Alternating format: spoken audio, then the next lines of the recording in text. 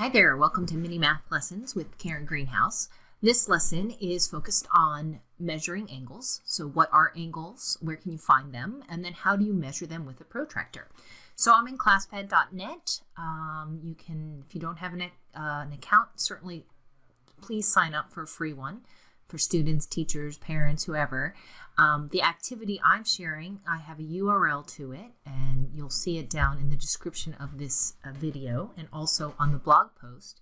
But all you have to do is plug the URL into your browser and it will bring the activity up, and you can work on this activity, add things to it, play around, move things without having an account. But if you want to save the work you've done or maybe use it with other people, then you'd want to create an account and save it there. So once you create an account, all you have to do is hit this duplicate button up there, and it creates a version of the activity in your account, which you can then modify, change, add, whatever, and then share with your own URL, which you would do under these three dots here.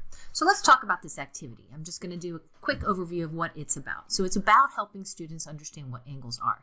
So this first section has examples of angles and asks students to just play around, move the vertices, use their arrow tool to move things around, and explore what is an angle.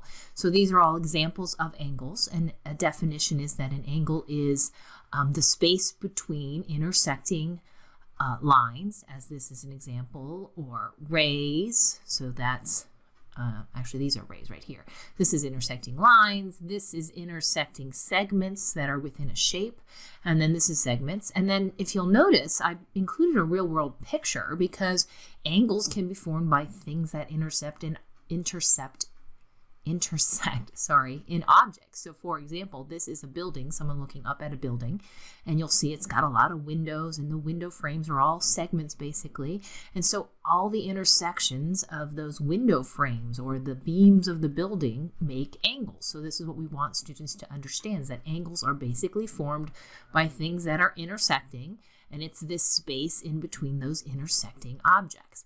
And so the first part of this is students are going to just kind of use their arrow tool. They're going to, look at what the angles do. They've got some of them have measures, so this is a really big angle. This is, smaller. What happens if I try to collapse this? Oh, it looks like I make a straight line. That's close to 180. So things like this they can discover just by moving things around. These two angles, I have the angle inside, then I also have this angle outside, reflects angle, and looks like a whole circle here. So how's that connected? So we're going to learn about that later.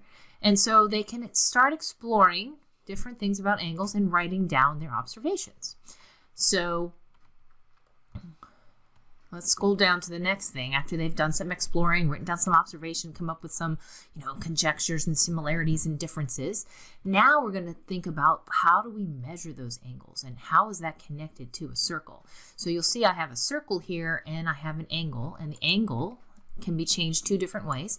I can just use the square, red square, to change the angle measure around that circle, or I can also change the size of the circle and make it bigger. And does that actually impact my angle measure if the circle's bigger or smaller? Not really, right?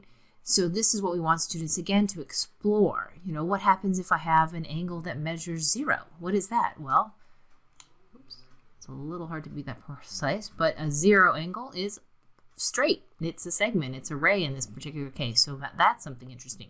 What's the largest angle I can make? So they're going to explore, where does this measurement come from? This measurement of the space between, how is it connected to my understanding of a circle? Once they've gotten that, then we're going to actually have them practice measuring angles. And this is where a lot of students struggle. So I'm going to scroll down here.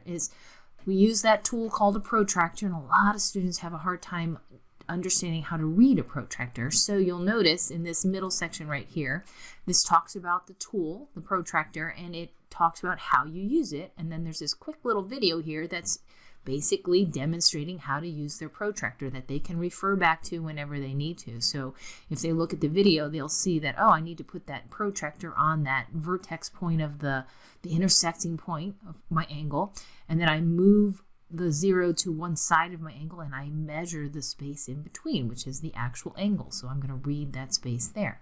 Once they get a feel for it, now we're going to come down and actually practice measuring angles. And so this is an angle that they can change, freely change. You know, they can make it change direction. You know, I can make it do this and change the angle, and then they're going to be able to move the protractor and practice measuring and working with a protractor. And now let's see if I read this. Looks like it's maybe almost 120, maybe 118, and then they can check how they did by clicking this dead up here. Oh, it's pretty close, 119, so pretty good. So then I'm going to hide it again, and now I'm going to, you know, move my angle and make it be something different.